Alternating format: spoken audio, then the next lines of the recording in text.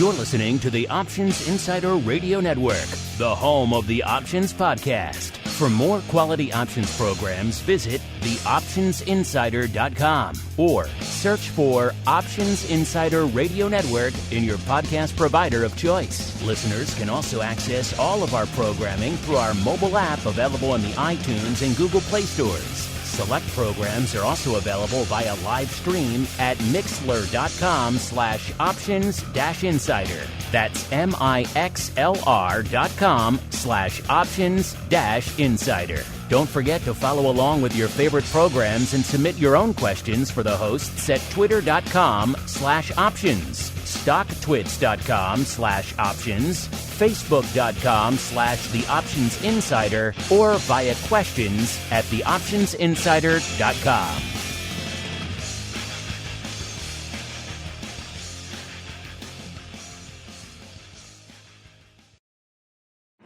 Bitcoin, Ether, Ripple, Litecoin, and more. Cryptocurrencies and other digital assets are taking the financial world by storm. This exploding market provides everything a savvy trader needs: volatility, volume, and liquidity. Provided you know how to find it. That's where we come in. Welcome to the Crypto Rundown. Each week, we'll break down the latest trading activity, trends, and developments on everything from coins to tokens, futures, and even OTC options. If it's moving the crypto markets, then you'll find it on the Crypto Rundown. Now it's time to dive into the exploding world of cryptocurrencies and digital assets. It's time for the Crypto Rundown. All right, everybody, that music means it's time once again for the Crypto Rundown, the program where we break down everything here in the world of crypto. The derivatives, the options, the futures, the volatility, the volume, all that good stuff. Of course, get into the spot as well. My name is Mark Longo from theoptionsinsider.com, as well as, of course, from this fine network. If you're liking what you're hearing, make sure you subscribe to the full network, not just the crypto, even though we welcome you folks who come in through the crypto entry point.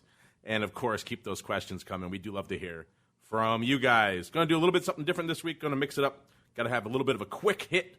So you may have noticed we're recording this outside of our usual recording time. We got some other stuff going on here today that's forcing us to rejigger things a little bit here. So I'm going to give you the quick hit, just the facts version this week. We'll be back next week with the full kit and caboodle, crypto hot seat, all that fun stuff. So without further ado, let's dive right on into it with the Bitcoin Breakdown.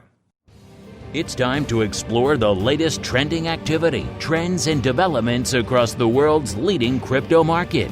It's time for the Bitcoin Breakdown.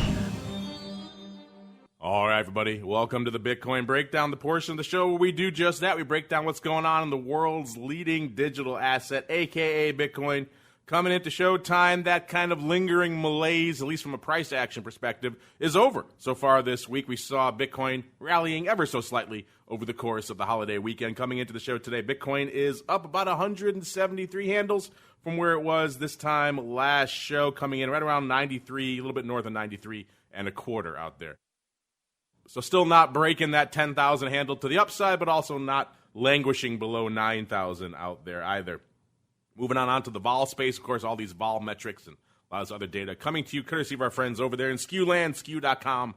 Check them out for yourselves out there. 30-day realized, which is the actual amount of volatility we've seen exhibited in the marketplace over the last month, listeners, is down markedly from last show. Last show was hovering around 52%. This week, 35%. Some of that probably factoring in the quiet period leading into and coming out of the holiday, of course, but still, that's down quite a bit. So Bitcoin, which is known for its active high level of volatility, petering out a little bit over the last week. A 1 year realized vol, that's not going to move as much, obviously, because that's a much larger frame of reference, listeners.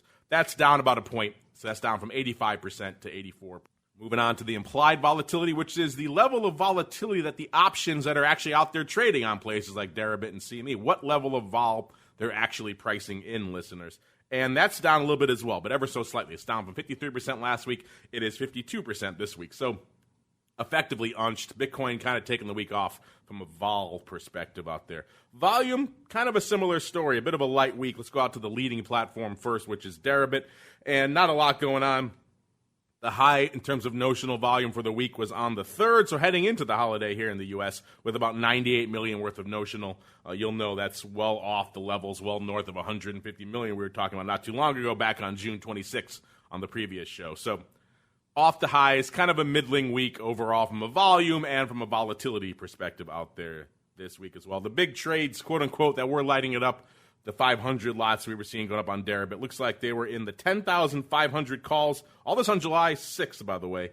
And the 800 puts, 8,000 puts, all getting pretty popular. The two big 500 lots with some other 300 and 200 lots. Looks like at least 1,000 in these couple of prints up here. The calls going up for 0.0035 and 0.0047 Bitcoin, and that was when Bitcoin was right around 92.20 down to about 92.10. So in that range is when those trades went up. The puts went up when Bitcoin was at 92.10, and they went up for 0.0052 Bitcoin out there. I know it's not that intuitive quoting things in fractional Bitcoin, but that's how these options are priced. So unfortunately, you'll have to do the math for yourself as we keep on rolling. Big prints today. There actually are some decent prints on Deribit, even though the volume overall isn't that strong. And, of course, because I was talking about the 6 being the big prints, that's, of course, today. So the big prints out there, of course, total of nearly 1,500 today of those July 10,500 calls, as well as the July 8,000 puts, doing nearly 1,000. So clearly someone active on maybe a strangle, maybe a risk reversal. Either way, someone's pretty active on those fairly out-of-the-money strikes out there in Bitcoin on Deribit today. Moving on out to CME, a pretty light volume week. In fact, not a lot of volume to really parse out there as opposed to the previous week's CME options seemingly taking it off last week as well. Let's move on out to the SKEW across the board. The 25 Delta put, 25 Delta call, remember 50 Delta risk reversal listeners. That's how we parse this. And that's down from about 13% last week on the positive side. Still positive, but now down to about 3.2%. So a little bit of a SKEW shift since our last show. Call to put, calls ticking up ever so slightly. It was 49%, so slightly in favor of the puts last week. This week, 53%, so slightly in favor of the calls out there. Open interest, remember, it fell off a cliff after June expiration. It still has a long way to go before it makes that back. Open interest on Deribit now still shy of that 1 billion level it was not too long ago, a couple of weeks ago. Now it's about 808 million. CME is down to about 151 million. If you look at this graph for yourselves, listeners, over there in places like SKEW or maybe in our show notes, you'll see that it really just fell off a cliff a couple of weeks ago, and it's active, it's high, but it's nowhere near what it was. And it's going to take a while for September to come back online and really rebuild that OI. And then we're seeing OKEX still at number 3, 48 million. Number 4, Ledger X, 38 million. BAKKT still hanging out there with the same 65,000 open interest they've had pretty much since we started this show. So it seems like, anyway. Hasn't really moved too much over there. In terms of where the OI is aggregated, like we said, the Ledger X, Deribit still number 1 with about 77%. CME number 2, 14% now. OKEX number 3 with 5%. Ledger X 4%. BAKKT. Negligible amount out there. Let's look at across the months, which strikes are and which months are really active. Let's go to the months first. And July, taking the lead right now, 45,000 contracts open. Again, that's a pale shadow of what June had just a few weeks ago with about 114,000 contracts open. So you can see now why the OI has fallen off a cliff. SEP will eventually overtake July, just a question of when. Right now, it is not quite there yet.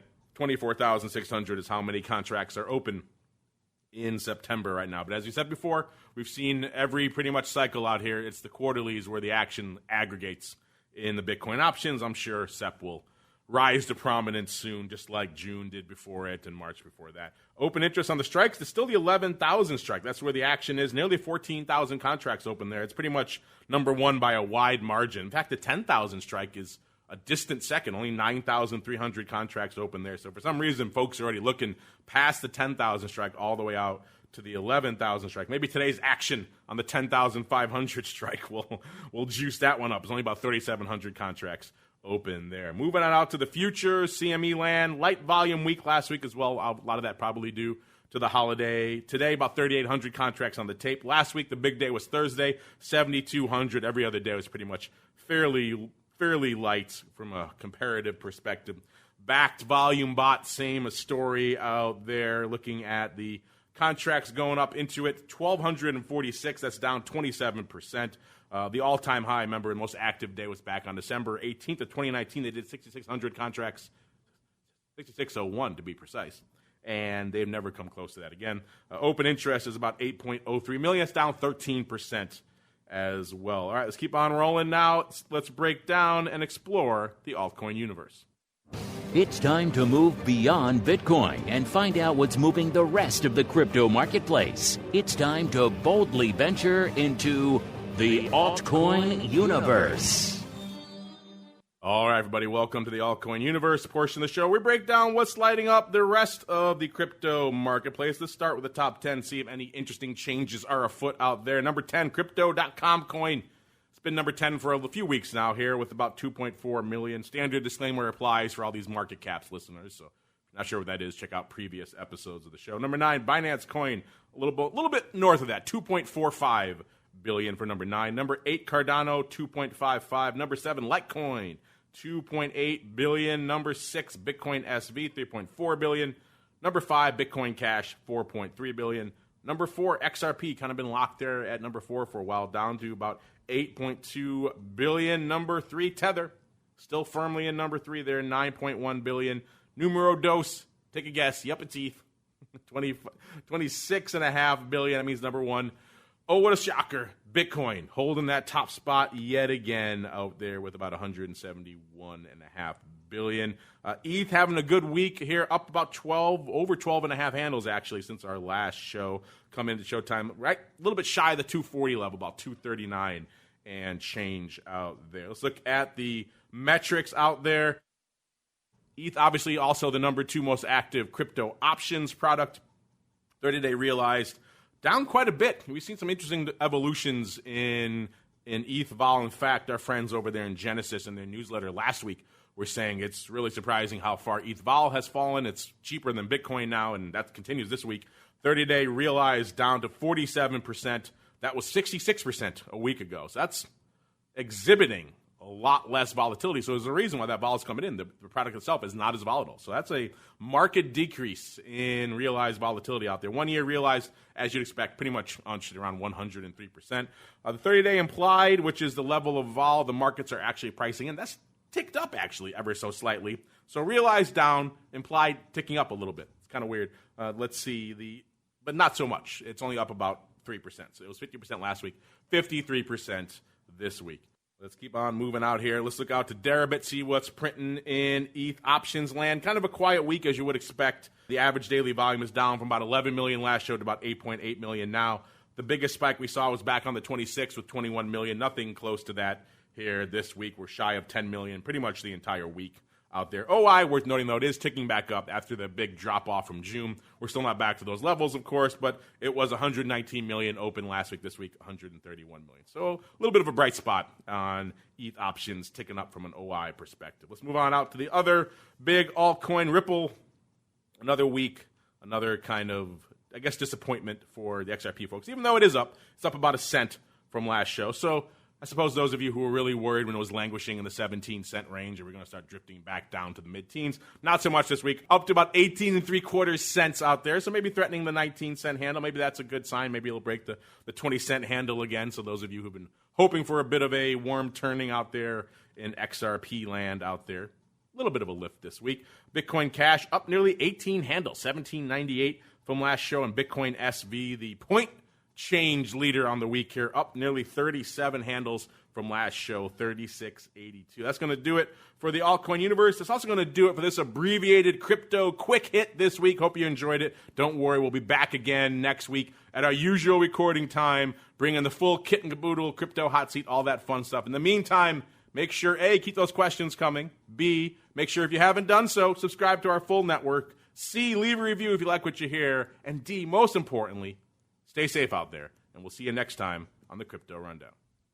You're listening to the Options Insider Radio Network, the home of the Options Podcast. For more quality options programs, visit theoptionsinsider.com or search for Options Insider Radio Network in your podcast provider of choice. Listeners can also access all of our programming through our mobile app available in the iTunes and Google Play stores. Select programs are also available via live stream at mixlr.com/options-insider. That's mixlr.com/options-insider. Don't forget to follow along with your favorite programs and submit your own questions for the hosts at twitter.com/options, stocktwits.com/options, facebook.com/theoptionsinsider, or via questions@theoptionsinsider.com.